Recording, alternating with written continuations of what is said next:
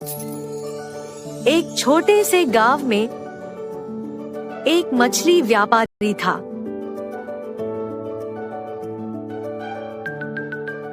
जिसका नाम रामू था। वह बहुत लालची था और सोचता था कि वह सबसे ज्यादा पैसे कमाएगा। रामू ने कई सारी मछलियों को खरीदा और बेचने की व्यवस्था की, जिससे उसने बहुत अधिक मुनाफा होना था। रामू जानता था कि लोगों को जो मछलियां सबसे अधिक पसंद आती है, उन्हें ज्यादा पैसे में बेचता था। इसलिए वह लोगों से मछलियों का बेहतर कीमत मांगता था और सड़े हुए मछलियों को भी महंगे दाम में बेचता था।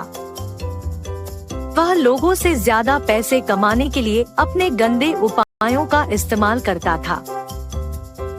एक दिन रामू ने अपनी दुकान में जोड़ीदारियों की बजाय उबली हुई मछलियों की बिक्री करने का निर्णय लिया। वह लोगों को बताता था कि उबली हुई मछलियां सेहत के लिए बहुत अधिक फायदेमंद होती है और इसलिए वह उन्हें ज्यादा मूल्य में बेचेगा।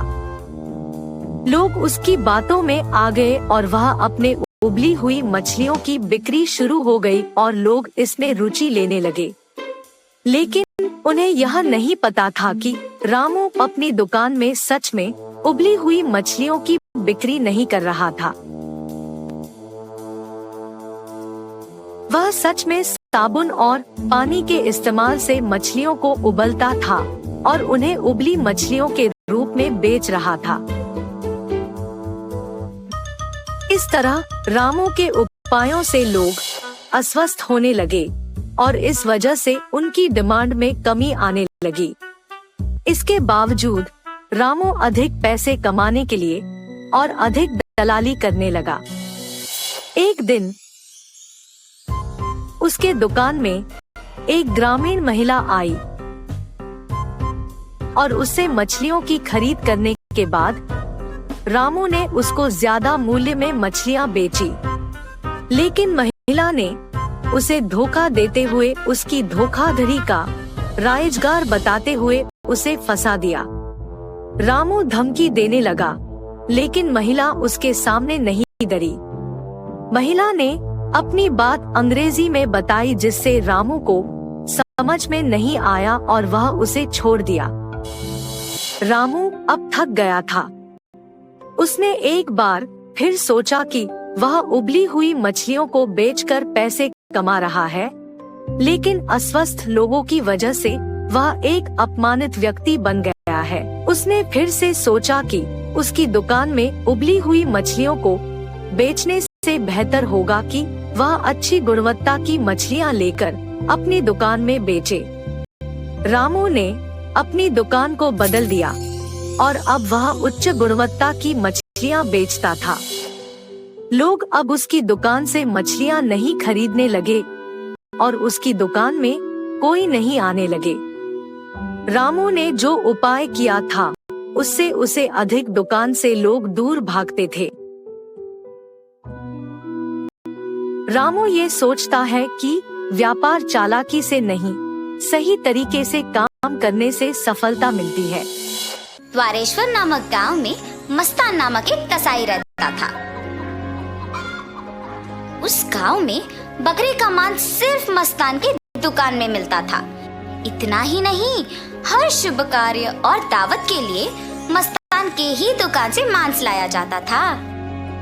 ऐसे एक दिन उस गांव के जमींदार का सेवक मस्तान की दुकान को आता है। हे मस्तान, कल जमींदार के महल में एक बड़ी दावत रखी जा रहा है। उस दावत को बहुत बड़े लोग और अमीर लोग आने वाले हैं। 100 लोगों के लिए खाना बनवा रहे हैं। उसके लिए तुम्हें 15 किलो मांस ताजा काट के कल सुबह 6 बजे को महल लेके आना होगा। पैसे तुम्हें वहीं पे मिलेंगे। मस्तान सलमान की बात को मान लेता है, लेकिन उसके पास 15 किलो का मांस नहीं होता है। इसीलिए वो बकरी वाले के पास जाता है। रमेश भैया, दरवाजा खटखटाता है। अरे क्या हुआ मस्तान, इस समय पे आए, बात क्या है? जमींदार के घर में दावत के लिए मुझे 15 किलो मांस की जरूरत है। मैंने वचन दिया कि सुबह 6 बजे उनको मांस पहुंचा दूंगा। समय ना होने के कारण मैं अभी तुमसे बकरी खरीदने आया। हाँ, तो ये है बात। ठीक है, 2000 रुपए दे के बकरी ले जाओ। ये क्या भैया, 1000 ही तो है। अब जमींदार के लिए है तो कम से कम 2000 होगा ही ना। अगर तुम्हें नहीं चाहिए तो रहने दो, मैं आराम से सो जाऊंगा। नहीं भैया, मैंने वचन दिया है, अब पीछे नहीं हट सकता। मैं दे दूंगा 2000। ऐसे कहकर 2000 दे के बकरी खरीद के घर चलते हुए सोचता है, जमाए हुए पैसे एक दिन में खर्च हो गए। कोई बात नहीं, जमींदार के दावत के लिए मांस पहुंचाने के बाद पैसे मिलेंगे ना। अभी जल्दी से काम शुरू करके सुबह तक पहुंचा देना होगा। ऐसे सोचकर मांस को साफ करके उसके टुकड़े टुकड़े काट के सारी रात मेहनत करके 15 किलो मांस को तैयार रखता है। अगले दिन सुबह दिए हुए वचन के अनुसार 6 बजे को जमींदार के महल पहुंचता है। भैया, मैं सेवक सलमान के लिए आया हूँ, क्या आपको पता है कि वो कहाँ है?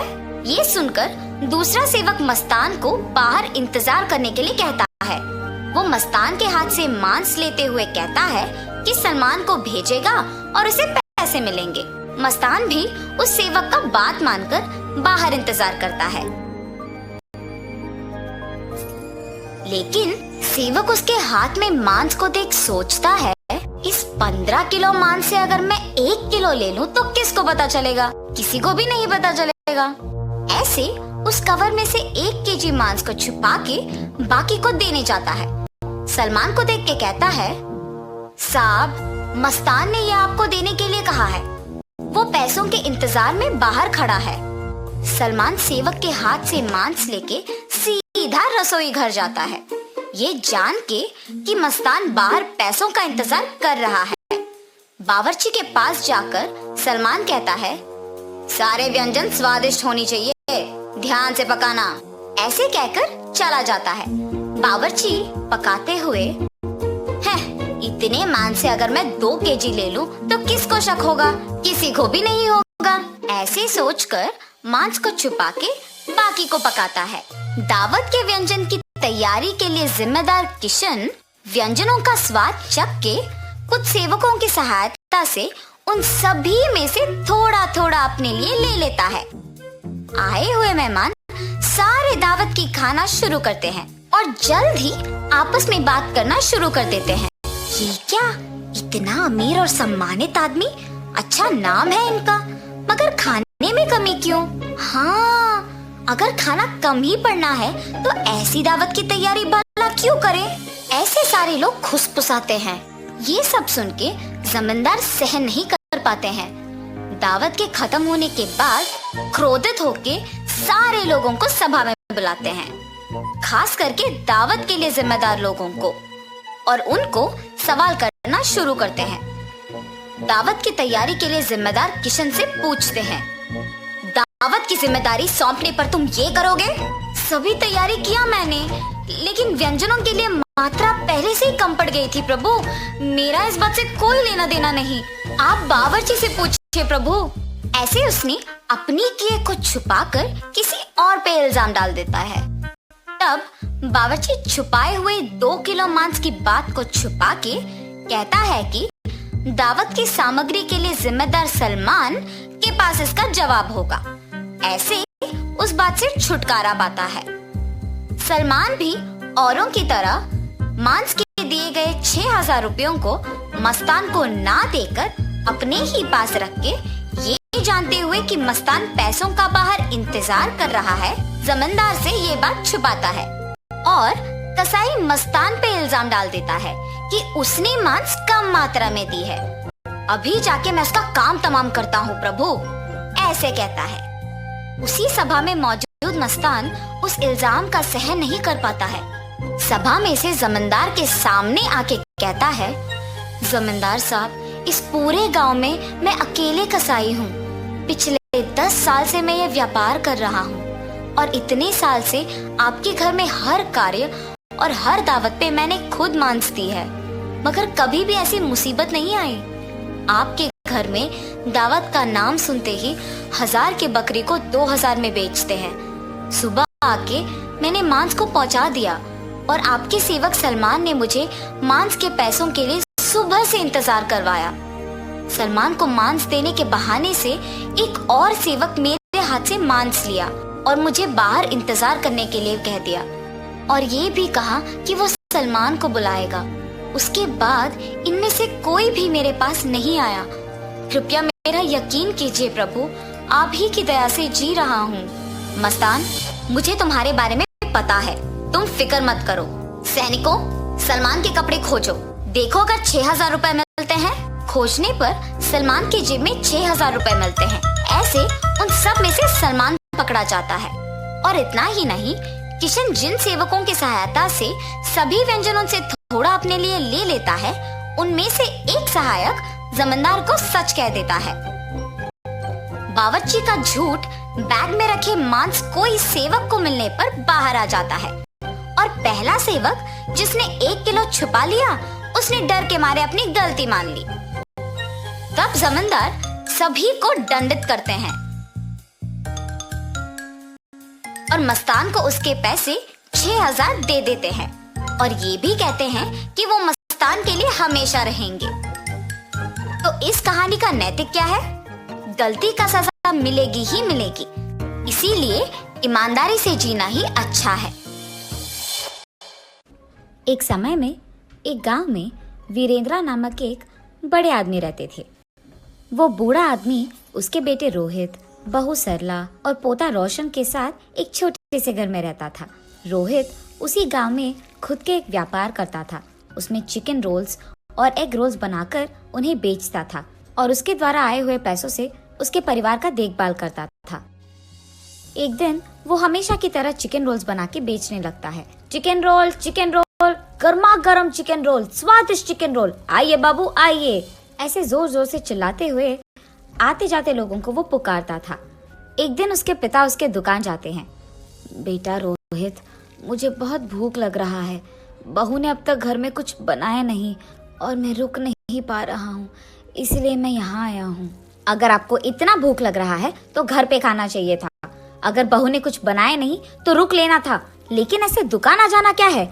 आप क्या समझ रहे थे पापा? आप वहाँ खड़े होकर मेरा समय वृथा मत कीजिए, चलिए घर चले जाइए। उसके बेटे के ऐसे बात करने के कारण वो निराश होके वहाँ से उसके घर चले जाता है। अपने बेटे और बहू को उनकी तरफ ऐसे बर्ताव करते हुए देख और बिल्कुल भी गौरव से पेश आते हुए ना देख वो बूढ़े आदमी बहुत बुरा मानते थे। इतना हो जाने के बाद भी वो घर छोड़कर इसीलिए नहीं जाते थे क्योंकि उनको बेटे पे बहुत प्यार था, इसीलिए वो सहते हुए वो गम में ही जी लेते थे। दूसरी तरफ रोहित को उसके बेटे रोशन से बहुत प्यार था। वो अपने बेटे को बहुत लाड करता था और जो भी उसको पसंद था वो हमेशा उसको देता था और उसका सारा खाली समय वो सिर्फ अपने बेटे से खेलते हुए बिताता था। एक दिन अचानक रोशन को बुखार आता है और जब रोहित को ये बात पता चलता है तो वो अपना दुकान, व्यापार सब छोड़कर घर जाके सिर्फ उसके बेटे के ख्याल रखने में लगे रहता है। वो दुकान ना जाकर सिर्फ घर पे रह के उसके बेटे का देखभाल करते हुए उसी के बारे में सोचते हुए दुख में ही बैठे रहता है। उसे ऐसे दुखी देख उसके पिता रोहित के पास जाकर ऐसे कहते हैं, बेटा रोहित, फिक्र मत करो, रोशन को बुखार आया है, वो ठीक हो जाएगा बेटा। पापा, आपको क्या पता, बुखार है, कम हो जाएगा, यही कहना है आपको, जैसे आपको सब कुछ पता है। ऐसे वो गुस्से में उसके पिता से बात करता है। हाँ, मैं तो अपने बेटे को ऐसे दुखी नहीं देख पा रहा था, इसीलिए उसके पास जाकर मैंने ऐसे कहा, लेकिन मेरे बेटे ने मुझे कभी समझा ही नहीं, इसीलिए वो गुस्से में बात करता है हमेशा मुझसे। एक समय में मैंने भी अपने बेटे का ऐसे ही ख्याल रखा था, लेकिन अब तो मेरा बेटा मुझसे बात भी नहीं करना चाहता है। ऐसे सोचते हुए वो बहुत दुखी होता है और उसके बेटे पे प्यार को अपने ही अंदर रख के वो वहाँ से चले जाता है। अगले दिन भी रोहित के बेटे का बुखार कम नहीं होता है और इसी कारण रोहित उसके बेटे को लेकर उसके घर के बाहर बैठ के उसको देख के दुखी होते रहता है। ऐसे जब बाप बेटे दोनों वहाँ पे बैठे थे, उनसे कुछ ही दूर में दीवार पे एक कौवा बैठा था। उसे देख वीरेंद्र ऐसे पूछता है, बेटा रोहित, वो दीवार पे क्या बैठा है? मुझे ठीक से दिखाई नहीं दे रहा है, तुम बताओगे? पापा, वो कौवा है। बेटा, शायद वो कौवा नहीं है, ठीक से देखो। आपको तो दिखाई नहीं देता है। जब मैं कह रहा हूँ कि वो कौवा है तो आप मान क्यों नहीं लेते हो? एक और बार मत पूछेगा, वो कौवा ही है। ऐसे उसके गुस्से में जवाब देने के बावजूद उसके पिता फिर से पूछते हैं कि वो क्या है। पापा, आपको कितने बार बताऊं मैं, वो कौवा है, कौवा है, कौवा है। आपने अगर एक और बार पूछा तो अच्छा नहीं रहेगा। ऐसे वो और गुस्से में जवाब देकर उठकर वहाँ से चले जाता है। उसके बेटे को वहाँ से उठ के चले जाते हुए देख वो और भी दुखी होते हैं। ऐसे कुछ दिन बीत जाते हैं। एक दिन रोहित अपने बेटे को उठाकर खेलते हुए उसके घर के सामने रहता है और ठीक तभी उसके घर के दीवार पे एक कौवा आता है। पापा पापा, वो दीवार पे क्या है? बेटा, उसको कौवा बुलाते हैं। पापा पापा, वो क्या है? उसे क्या बुलाते हैं? बेटा, उसे कौवा बुलाते हैं। पापा, वो क्या है? बेटा, उसे कौवा बुलाते हैं। तुम भी उसे बुला सकते हो। चलो बुलाओ कौवे को तुम्हारे पास। ऐसे वो अपने बेटे को कौवे के बारे में सिखाते रहता है, लेकिन उसके बेटे को कुछ भी समझ न आने के कारण वो लगातार एक ही प्रश्न पूछता है कि वो क्या है और उसे क्या बुलाते हैं, और ऐसे 20 बार करता है। इतने बार पूछने के बावजूद रोहित उसे बहुत सब्र से समझाता है। उसे जरा सा भी गुस्सा नहीं आता है। पापा, फिर से बोलिए ना। बेटा, वो एक कौवा है। एक दिन जब मेरे पापा ने यही बात पूछी थी तो मैंने उन पर गुस्सा किया था और उन्होंने सिर्फ 3 बार पूछा था, और इसीलिए क्योंकि उनको दिखाई भी नहीं दे रहा था। लेकिन जब मेरे बेटे ने 20 बार भी पूछा तो मैंने उस पर जरा सा भी गुस्सा नहीं दिखाया और बहुत सब्र से उसको सब कुछ समझाया। मेरे पापा ने भी मेरा इतना ही ख्याल रखा था बचपन में, लेकिन बड़े हो जाने के बाद मैं उनका ख्याल नहीं रख रहा हूँ। ऐसे सोचते हुए वो बहुत दुखी होता है और ठीक तभी उसको घर के अंदर से जोर जोर की आवाजें आने लगती है। मेरी बीवी किससे बात कर रही है? ये सोचते हुए वो घर के अंदर जाता है। तुम्हारा बेटा तुम्हारा ख्याल नहीं रखता है, मैं भी तुम्हारा ख्याल नहीं रखती हूँ, फिर भी आप इसी घर में रहते हो, कभी बाहर जाते ही नहीं हो। शर्म नाम की कुछ चीज भी है आपको? उसके बहू को ऐसे बात करते हुए चिल्लाते हुए देख वो कुछ नहीं कहते हैं और बस चुपचाप बैठे रहते हैं। सरला, मेरे पापा बूढ़े हैं, क्या बड़ों से ऐसे ही बात किया जाता है? उनका देखभाल करना हमारी जिम्मेदारी है, ये मत भूलो। और तुम पापा से ऐसी ऊंची आवाज में बात कर रही हो? हाँ, क्या आप ही बात कर रहे हैं? हाँ, मैं ही बात कर रहा हूँ। कल जब हमारा बेटा भी बड़ा हो जाएगा तो क्या वो भी हमसे ऐसे ही बात करेगा? सुन पाओगी उसकी ऐसी बातें? और वैसे वो अभी बच्चा है, उसके सामने अगर हम पापा से ऐसे ही बात करेंगे तो वो भला क्या सीखेगा, यही ना? इसीलिए आज से हमें ये सब बदलना होगा। तुम पापा से अच्छी तरीके से बात करोगी, उनको गौरव दोगी। आज से हम जैसा देखभाल हमारे बेटे के करते हैं वैसे ही पापा का भी करेंगे। ये वो उसकी बीवी को समझाता है। पापा, मुझे माफ कीजिए, जिंदगी में मेरे इस स्थान का कारण आप ही हो और मैंने आप ही को इतना दुख पहुंचाया। मुझे अपनी गलती का एहसास हो गया है पापा। ये कहते हुए वो उसके पापा के चरणों पे गिर जाता है। बेटा, तुम्हें बदलाव आ गया है, बस यही काफी है इस जिंदगी के लिए। मेरे बारे में ऐसा सोचकर दुखी मत हो बेटा, तुम बदल गए हो, मैं खुश हूँ। जी पापा, आइंदा मैं आपको कभी ऐसे दुख नहीं पहुँचाऊंगा और आपसे कठोर तरीके में नहीं बात करूंगा। आपका मैं बहुत अच्छा ख्याल रखूंगा, आपकी खुशी मेरी जिम्मेदारी। ऐसे ही तब से रोहित उसकी गलती का एहसास करके उसके पिता को उसके बेटे की तरह ही देखता है और रोहित के पिता भी इसी खुशी में जीते रहते हैं। और ऐसे रोहित को उसके गलती का एहसास होकर उसके दुकान में चिकन रोल्स, एग रोल्स बनाते हुए घर को भी संभालता है और ऐसे सभी खुश रहते हैं। दूध वाला। बिकनूर नामक एक नगर में रहता था एक राजा चंद्रसेना। उसका मंत्री कबीर सिंह उसके दूध का कारोबार संभालता था, जो अच्छा और गाढ़ा दूध देते थे। ये दूध सारे गांव में बेचा जाता था।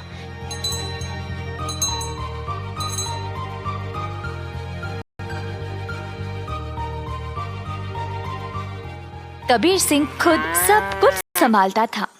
कबीर सिंह की पीढ़ी भी महाराजा के लिए काम करते आ रहे थे और इस वजह से चंद्रसेना उसका बहुत आदर करते थे। कबीर सिंह ने भी राजा को कभी भी निराश नहीं किया। सारे गांव में उसका अच्छा नाम था। हर रोज कबीर सिंह खेत पर जाता था। उसने बहुत लोगों को काम पे रखा गायों की देखभाल के लिए, ताकि वे अच्छे से खाए और सेहतमंद रहे। गायों को घास चराने के लिए वह दिन में कम से कम 2 बार भेजता था।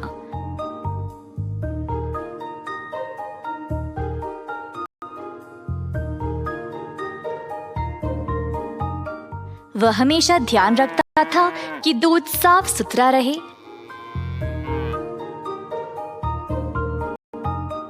दूध निकालने के बाद वह 10 दूध वालों को देता था, ताकि वह गांव में जाकर बेच दे।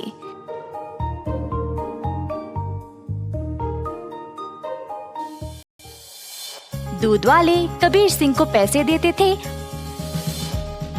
और कबीर जाकर चंद्रसेना को। चंद्रसेना ने देखा कि कैसे कबीर ईमानदारी से काम करता था और उस पे पूरा भरोसा रखा। महाराज कबीर के साथ अच्छा बर्ताव करते थे और कबीर राजा के बारे में भी अपने बहनों को बताया करता था। एक दिन जब कबीर घर वापस आया तो उसने अपने बहनों को बहुत गुस्से में और परेशानी में देखा। क्या बात है, तुम सब इतने गुस्से में क्यों हो? हम तीनों की उम्र हो गई है शादी के लिए, पर क्या फायदा, शादी के लिए पैसे ही नहीं है।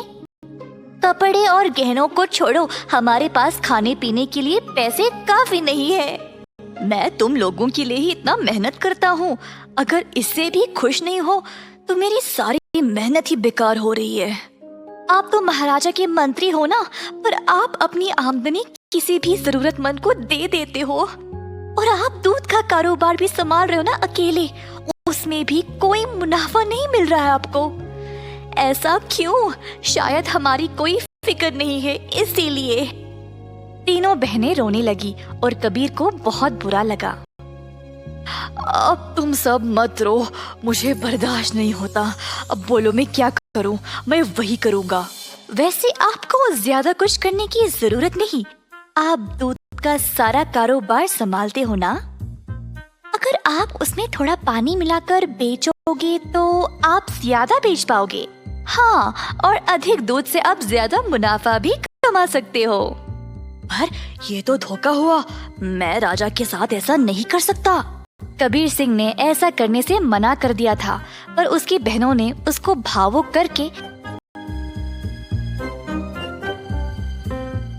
जैसे तैसे उससे ये काम करवा ही दिया। कबीर सिंह अक्सर कमाए गए पैसे राजा को देता था और बाकी के पैसे अपनी बहनों को देने लगा। मुझे ऐसा करना नहीं पसंद, ये आखिरी बार है, इसके बाद मुझे ये सब करने के लिए नहीं बोलना। कबीर की बातें सुनकर बहनों ने उसको पैसे वापस किए और घर छोड़कर जाने का नाटक करने लगे। कबीर के पूछने पर तीनों ने धमकी दी कि वे घर छोड़कर चले जाएंगे। मजबूर होकर कबीर को उनकी बात माननी ही पड़ी। कमाए गए पैसे राजा को देकर अधिक पैसे अपनी बहनों को देने लगा।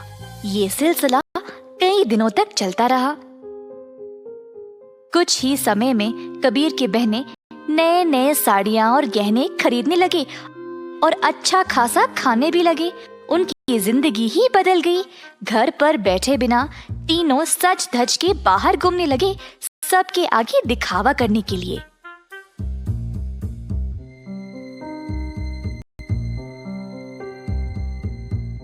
गांव के सारे लोग हैरान रह गए और आपस में बातें करने लगी। ये 3 बहनें कबीर की कमाई को ऐसे इस्तेमाल कर रहे हैं, मैंने कभी नहीं देखा किसी को ऐसा करते हुए। पर कबीर सिंह के पास इतने पैसे आए कहाँ से? सब लोग कबीर के बारे में बातें करने लगे और बाकी के मंत्री कबीर की कमाई पर ईर्ष्या करने लगे। तो इस बात पर जांच करना शुरू कर दिए। जल्द उनको सच पता चल गया कि वह दूध में पानी मिलाकर बेच रहा था। 70% राजा को देकर बाकी के 30% अपनी जेब में डाल रहा था। खेत के कारीगरों से मंत्रियों ने ये बात का पता लगाया। सारे मंत्री गए राजा के पास और उनको पूरा सच बता दिया। अब क्योंकि राजा को कबीर से बहुत लगाव था, उनको इस बात पर यकीन ही नहीं हुआ, पर उनके पास और कोई रास्ता नहीं था सिवाय कबीर को दंड देने का। तीनों बहनें आए कैद खाने अपने भाई को देखने के लिए और उनको बहुत बुरा लगा कि उनकी ही वजह से उनका भाई आज जेल में बंद पड़ा है। बहनों को अपनी गलती का एहसास हुआ और तीनों गए महाराजा के पास और उनको सब सच बताया कि असल में ये सब उन तीनों की ही गलती है और कबीर दोषी नहीं है। उन्होंने राजा से भीख मांगी कबीर को छोड़ने के लिए। जब राजा ने ये सब सुना तो उन्होंने तीनों बहनों को भी कबीर के साथ कैद खाने में ही डाल दिया और कहा, दंड केवल गलत करने वाले को ही नहीं, गलत सोचने वाले को और गलती में हिस्सा लेने वाले को भी मिलनी चाहिए।